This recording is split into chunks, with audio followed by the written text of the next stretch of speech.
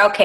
All right, team. Welcome, team Commit to Be Fit. Welcome to our team call, which is the first one. It's been a while. Actually, we don't get an actual guest speaker in our team, which I'm very excited to have. And I'm not going to take too much time because I want to embrace her and all her excitement and passion into our team. I've always known she's a firecracker. I mean, if you guys know her and Monica and her sister, they're both like out there and they just love to have fun, yet they're so committed.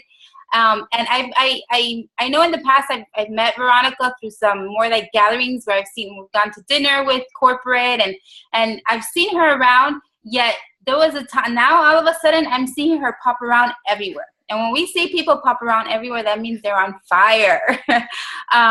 And last week when I saw that she was ranked as coach 398, her team is ranked 398 out of 450,000, is it, of the network, I was like, whoa, okay, I need to get her on our team call. And I know, I can't recall where I heard you say it was in a team call somewhere where you said it was something about your mindset. You did a mind shift, and that's when things just switched for you. So that's where I would love for you to share how all of this happened. Obviously, I know there was a time that you were just very stagnant in the team, and when you were working the business, I guess you were just doing the basic, but not really moving forward. So let's hear it. What happened? What happened in that time frame that made you just go boom? All right. Well, first and foremost, thank you for having me here. It's an honor to be here to speak to amongst you women. So I'm going to try to kind of like, I want to go back real quick onto how I became a Beachbody coach. So a lot of you guys know Monica Lopez is my sister. And so you would think that, I would have joined her right away, right? Well, no, I was that skeptical sister that didn't believe it. I was waiting for the failure. I was waiting for it to, like the catch. I was waiting for that catch that everybody talks about. So let's fast forward. So 3 years, I did the products. I was faithful to her. I was one of her coaches, a discount coach, because, I was just trying to help her out. And so for 3 years, I just sat back like a fly on the wall and I just watched her. And I was waiting. I was just waiting for her to finally come to her senses, right? Because that's what I thought. I thought, she's going to have to come to her senses sooner or later. And then when she quit her job, and then when things started like happening, like real things started happening to her, I started to get like a little, like I was kind of wanting to know like what it was she was doing and what this was more about. So it wasn't until her 5-star diamond. So it goes to show you, 3 years passed. It was like around that time, she became a 5-star. And I got invited to her 5-star dinner, obviously by default, because I'm her sister. So I showed up there and I just remember I sat back and I listened to all these like changing stories, like, these women talking about getting off, medication, off of blood pressure pills, thanking my sister for the business opportunity and that they were finally able to put, a down payment and get the keys to their first house. Like I heard all these stories and I remember that night vividly, like people must have thought I was rude because I was just like sitting back, like absorbing it all. And I was just listening. And at one point I thought my sister was a salesperson. And then it was this event that made me realize that no, she's like really changing people's lives and like bettering people. So, I remember that night, I must have said like 2 words that night and I just bolted out of there because I was just like, I don't know, like I had this sense of like, I need to do something. So I remember calling my sister and I said, okay, you know what, Monica, I'm in. I'm going to really work the business. And I think I had said that to her already like a couple times. So she was kind of like, yeah, whatever. She's like, okay, Veronica, like, here's my link, become a coach. And I think I had at that point, I had given up my coaching for a little while and then I came back. And so I went and I signed up as coach. And at that time, the push was up. And for those of you guys that know about the push, I highly recommend you guys doing the push. So I went and I was a newly fresh Beachbody coach, and I was so excited. So I jumped into the push, And in the 6 weeks, I started off the push with one coach, and that coach was my husband. And then I ended the push as a diamond. So here I was, like 6 weeks into the business. I'm not gonna lie, I got cocky. I got a little cocky, and I was like, you know what, like I could do this. Like, God, there's people like struggling to get to diamond. Like, I could totally do this. Like, here I am 6 weeks into the business and I'm a diamond. So I was like, all right, well, I'm going to continue doing what I'm doing. And well, let's fast forward. So, and this is where people have noticed, like I kind of disappeared. And so 2 years, let's fast forward. I dropped rank, I don't know how many times. My organization at one point went from like 10 coaches down to like 3 coaches. You know, pretty depressing, right? I mean, when things like that happen to us, like your instinct is you just want to throw in the towel, right? Like that was my instinct. I was tired, and I was blaming the world, and I was blaming everybody. I was putting my fingers at everything, and I was psyching myself out, telling myself that this wasn't for me, because I'm not Monica and I can't do this. And I was literally psyching myself out, telling these lies to myself, because I was failing, right? Failure sucks. Like, let's be realistic and let's be raw and real. It sucks. Okay. It doesn't feel good when somebody tells you no. It doesn't feel good when you lose rank. It just doesn't feel good. But I learned how to cope with it differently. But so I was dropping back and forth, and then I had to, at one point, I'll never forget, I was done. When I tell you, I was done. I was like, I'm quitting. I called my husband. I'm like, I'm done with this. I can't anymore. And I think it was because, if I'm not mistaken, one of my only coach that was working the business, she quit on me. And I was like, I'm done. Like, what am I doing? I'm not helping anybody, you know? And I started realizing, and that was when I had at that moment, my husband and we joined a small group, right? And so I was, my faith was growing. I started to build a faith. And if you knew what my childhood, we didn't really, we weren't brought up, as Christians, we weren't brought up as anything. So I was new into all this faith stuff. So when I started going to church and I realized once a week wasn't enough, I joined a small group. And so in that time, I was in small group, and I was going through these hardships, right? And the small group that we were in was a couples group. So it was meant to bring us together as a couple. Well, so I, at that moment, I was ready to give up, and I was done. I was absolutely done. And then I realized, like, I had like a moment. I was like, well, wait a minute. If I quit, Beachbody is going to still go on without me. Sadly, it's going to go on without me. If I quit, I'm only hurting myself. And then I thought to I literally threw a tantrum like a child. I was throwing a tantrum, and I was wanting everybody to give me the answers, and I was calling my sister, and I was wanting the attention, that negative attention, because I wasn't getting good attention. So I wanted that negative attention like a child. And so I remember thinking to myself, well, wait a minute. My reasons why I want to quit, because I can't help anybody, because my one and only coach quit on me, because things around me that are uncontrollable were failing. So that must mean I'm a failure, right? So it was making me feel like a failure. But then I had to think, well, wait a minute. Why did I start? Let's go back to the beginning. Why did I start? I started because of me. I wanted to better myself. I came into this knowing I was broken. I came into this knowing, but this was a solution for me.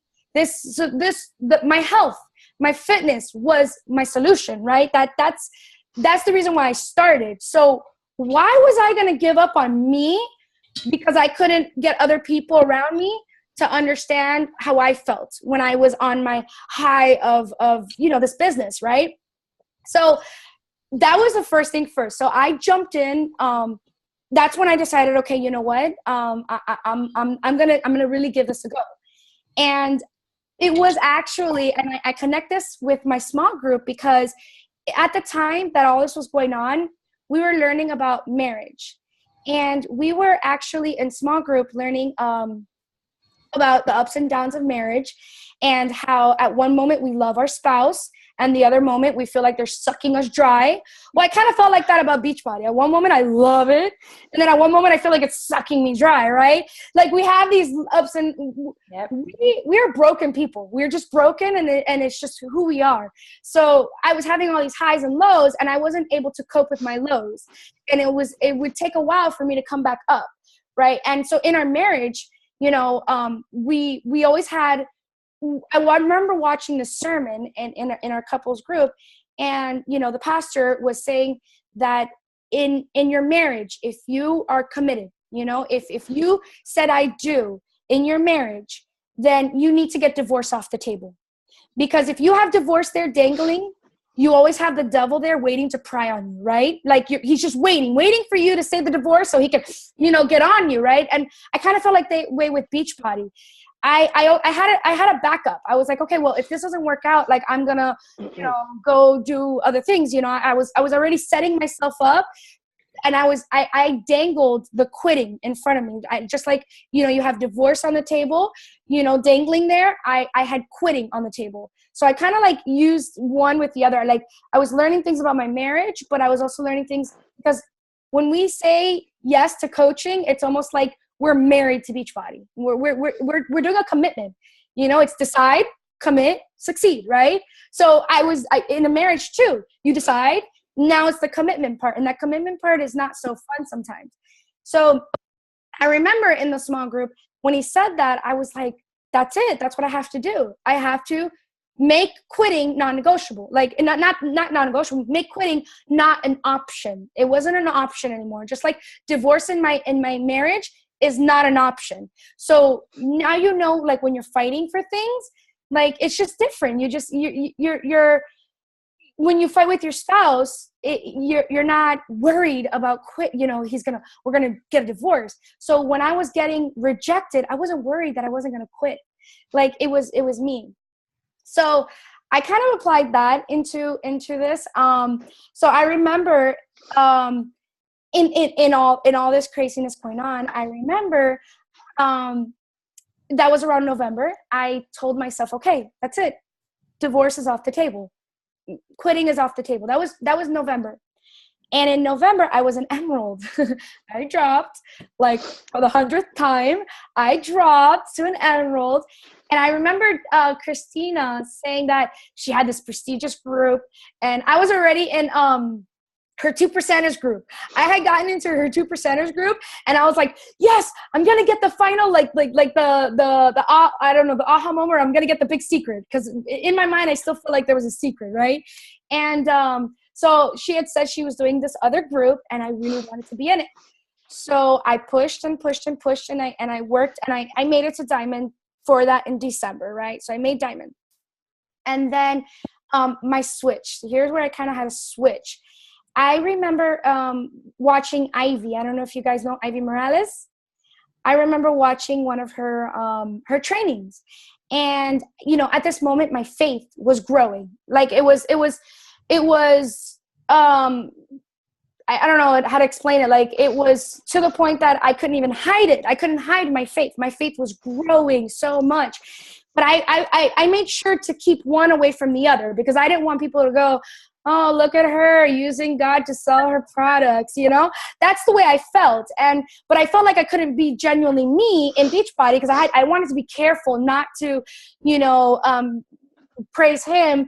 And when people say like, oh, I'm depressed, and I would say, well, hey, I've got the solution for you. Like seek our Savior. Oh, and also, you know, I have these tools too to help you out physically, you know, because it's a spiritual part and a physical part. So I didn't know how to put the two together. And I was worried. I was worried that people were going to talk bad about me. Here we go, you know, like back in high school, and we tell our own children, don't worry about what other people tell you. But yet here we are caring what other people think. So I remember watching Ivy, and Ivy Morales in that time said, you know, very clearly, she goes, you think that people don't say, ay, mira Ivy. She said it like that, super cute. She's like, ay, mira Ivy, usando Dios to sell her products. And she was like, no, first of all, God is using me to spread his name. And now Beachbody is the tool that was given to me to do that. And on top of that, if somebody is that, not spiteful, but if that's the way they're thinking, then at this point, all we can do is pray for them, because obviously they're in a bad place. And when she said that to me, like, I felt like she said it to me, you know, it was a room full of a bunch of girls, but at that moment it was to me only. I was like, that's it. That's my missing link. That was what I was missing. So come January, I do what I'm supposed to. Like I felt like I was doing the same thing, you know, like I didn't feel like anything around me changed. The only thing that changed was me. I changed. Something inside of me changed, and it was that I was liberated. I felt liberated. I felt like unapologetically, I was able to speak about my Savior, and I didn't care what anybody thought, and I didn't care what it was liberating. It was really liberating. So I started with, I changed my emails. My emails showed what I really wanted to say, about my strengths and how I receive my strengths and how I start my day. And, in the end, God bless. And when somebody tells me, no, thank you, I say, you know what, I thank you for taking the time to listen to me. Before I'd be like, whatever, but now thank you for taking the time to listen to me. God bless you. And I really hope that, you find what you're looking for. And at any moment, if you think that I can have anything to offer you, I would be more than honored, to help you in the way that I can, like I guess my spiritualness, my spiritual side, my grace, my faithfulness just poured out of me. And people started noticing everywhere. And it was pretty instant. Like, this was from like December to like January. Like, it was pretty instant. And I remember talking to my best friend on the phone, and she was like, you're different, like a good different. She's like, you're different, but like a good different. And I was like, I can't explain it. I'm so happy. I'm so happy. I can't explain it. I still have lows. Don't get me wrong. I still go down. But when I go down, I go back to who's the only one that can give me my strength. And I go right back into my Bible. And I go and I seek somewhere. And sometimes when I open it up, I kid you not, it brings me down to tears, because the things that I read, he speaks to me. He speaks to me all the time, all day long. So my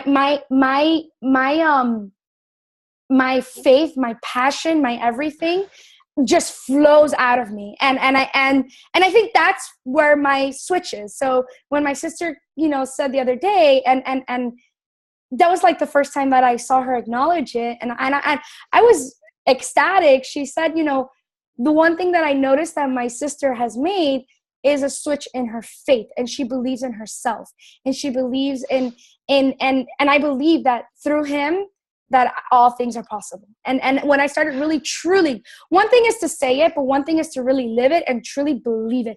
Because I really believe that you're not a Christian. Being a Christian is not determined by where you sit on Sundays.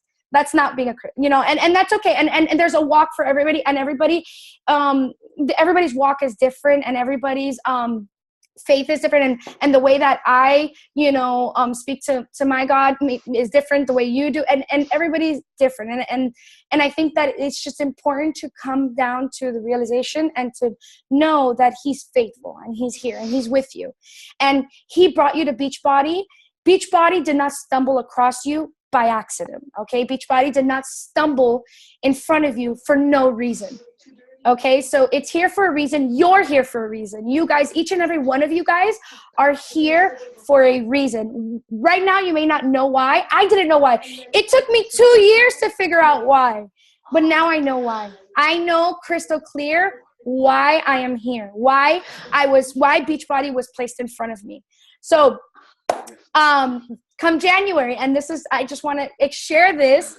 This is I guess a testimony of his faithfulness. So come January, I am on like day 25, but I'm on this high, and I'm on this spiritual high that I can't explain it. And I'm at Success Club Zero, and I'm like, I'm good. I'm fine. I'm fine because he knows what's best for me. And if I don't hit Success Club, I'm going to learn from it.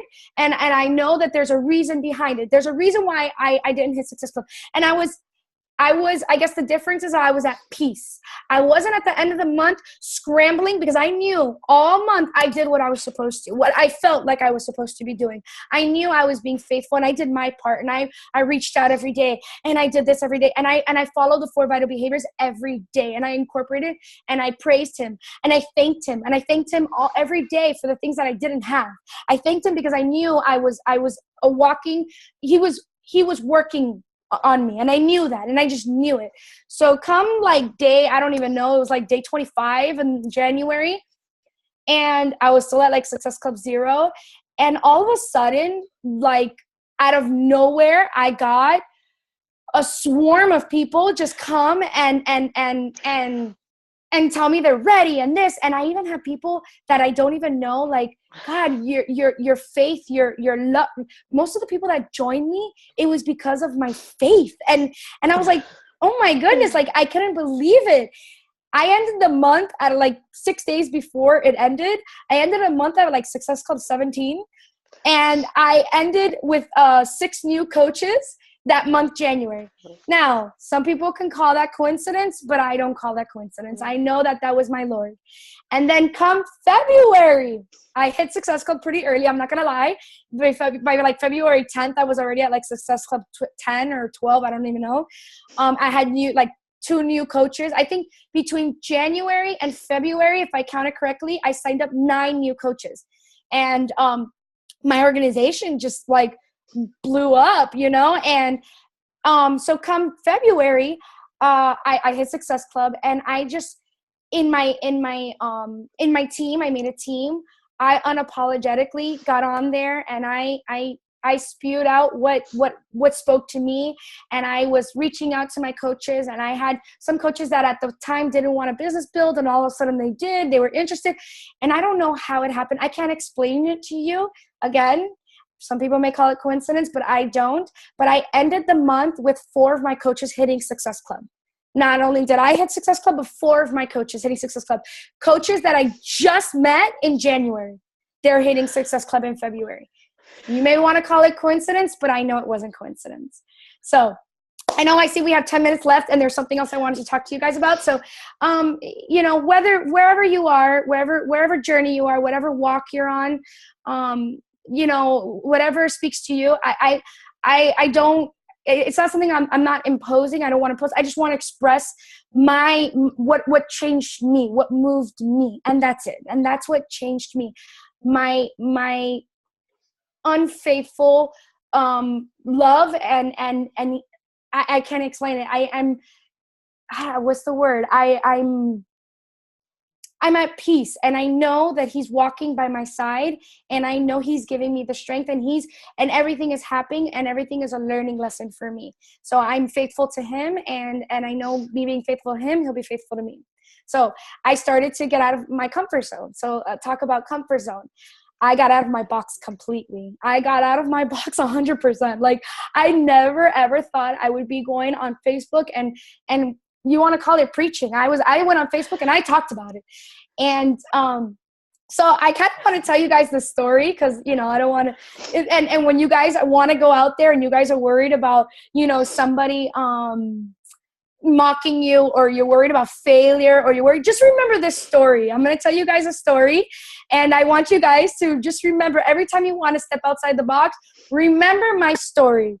So here I am, so excited, okay, preaching, I'm really excited. My husband buys me this brand new phone, okay, and it's waterproof. So, long day at work, I go and I sit in the bathtub, and I'm texting people, and I'm writing, I'm laying in the bathtub, I'm soaking, after working out, I'm just messaging, and I have this one girl, and she's like, God, I want to join, blah, blah, blah. And we're going back and forth. And like the cover, like I can see there was water in between. And even though it was waterproof, I was like annoyed by it. And I was playing with my phone. Let me bring it here. I was like playing with my phone, right? And I was on Facebook messaging. And I accidentally hit the FaceTime, right? And I'm here I'm trying to get this, and I have the phone tilted like this, and I'm like, God, what is that? And all I hear is, hello. And when I look, at first I was like, yeah, grandma. Like I was weird, you know. But when I look down, all I see on the screen were boobs. Okay, bare naked boobs, and like my world, my hoo-ha, everything, my world was out there. And I see a girl on the screen, and I'm like, oh my God, I threw my phone across the bathroom. Okay, talk about embarrassing, talk about failure, talk about getting out of your comfort zone and completely failing, okay? I was mortified. I showed this person, I had no idea, somebody from Texas, my boobs and my naked self in the bathroom. Thank God she was such a good spirit. She wrote to me, she goes, I get it. You have a good body. I get it. Beachbody works. You didn't have to do that.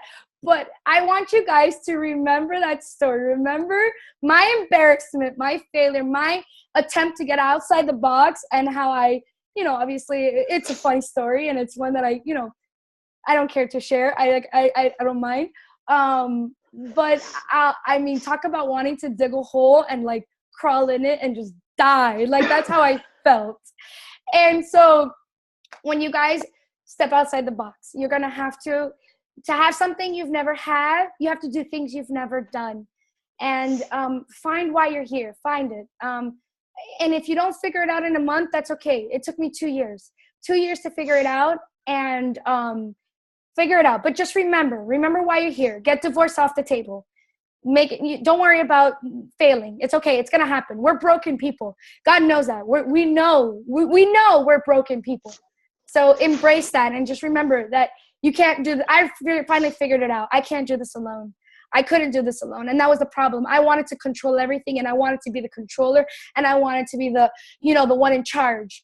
And that doesn't work. So wherever your faith is at, wherever you're at, I encourage everybody, find it. Find where you're supposed to be, why you're here, because it's not a coincidence. So I love that. I love your story, Vero. This was amazing. I think not only did you show us your passion and your excitement for this, but for me, you spoke to me when you started talking about faith and implementing and using God into your business. For me, that's big, and I received that with open arms. Because I know really what that really does, and obviously it's working for you. He does not leave you. He's there. He'll he hears your prayers, and he knows what's in your heart. And I truly believe that, and we can see how he's working with you. And it's a beautiful story. And when you said that, that there was one day that you called Monica and you said, I'm done. I'm over this. I think all of us can relate to that at one point, probably multiple times. To me, it's happened multiple times. And I've been doing this business for 5 years, and that still comes across my mind. But like you said, and it's funny how you say, if I quit, Beachbody will still go on, right?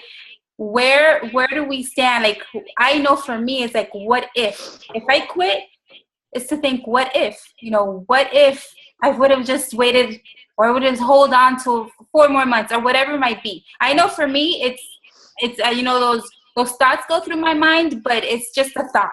It's just for me to release some, whatever negativity or whatever frustration I may be going. But I know for me, like you mentioned, the divorce is not even an option. Quitting is not even an option. It's okay to go through frustrations, because we're gonna go through it. It's okay to go be upset, right? Be upset, get angry, whatever it is, but use that as your strength, and find your why. Like Vero said, whether it's for use whatever people say, the universe, God, use him as your strength to get through this. I know for me and for my team, I think everybody here is very how would you say, use their faith a lot in their lives. So I think you touched on point with our team right here. Does anybody have any questions? I know we only have like 2 minutes. I know I have a question, Vero, for you. You said your girls that you your brand new girls that hit Success Club right away. How did you get them started? That they got it. Like, how did they see it? So actually, our team created Coach University, and that has been golden. I think it's really important to have a system. So I have a system, and I sat down and I made a system. You guys can see, I made a system. All right, like literally, I made a system. So the way it is like they go from these are my coaches, my discount coaches, right? And then these are all my girls in Coach University. Once they go to Coach University, they go to Coach to Emerald. Once they go to Coach to Emerald, they go to Emerald to Diamond. So we created these as a team. We put these groups together. You know, my sister and the group of us, we made these trainings basically, and they have been golden, and I've been sticking to it, and I've been following up. So if they've been on Coach University for 2 weeks, I'm already knocking on their door like, hey, what's going on?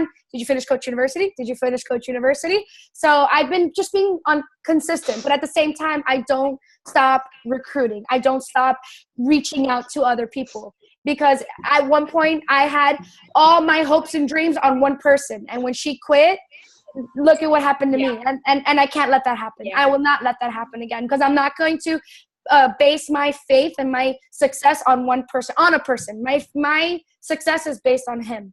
So and when I was able to understand that, then I was able to be okay when people quit, and I think that's pretty much it. So have a system. And one thing we've heard a lot is they say always stay on phase one. Always stay on phase one, because that's what's going to help you. But that's what you can control. You can't control what other people do. The only thing you can control is how many people, and it's a numbers game. So the only thing you can control is how many people you bring into the organization. So yes, do not stop. Do not stop phase one. Continue. Okay, perfect. And then, oh my gosh, I have something else. Anybody have something? I had another question. And being that my sister, I know, like you guys know who my sister is, and you know she's a 7-star diamond and very successful. Don't think that she doesn't have her highs and lows either. She does. We all do. Even Christina, even Becky. I'm sure the number one coach does. So we're not any different. The only difference is they don't give up, and the only difference would be if we stop is that we gave up. That's the only difference. Exactly. I loved everything you had